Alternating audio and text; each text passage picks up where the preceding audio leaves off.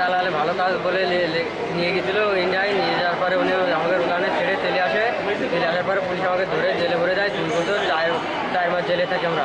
ভারতের ইমিগ্রেশন কর্তৃপক্ষ আমাদের ইমিগ্রেশন কর্তৃপক্ষকে 24 জন বাংলাদেশি নাগরিক অবৈধভাবে ভারতে প্রবেশের পরে তাদের আমাদের নিকট হস্তান্তর করছে।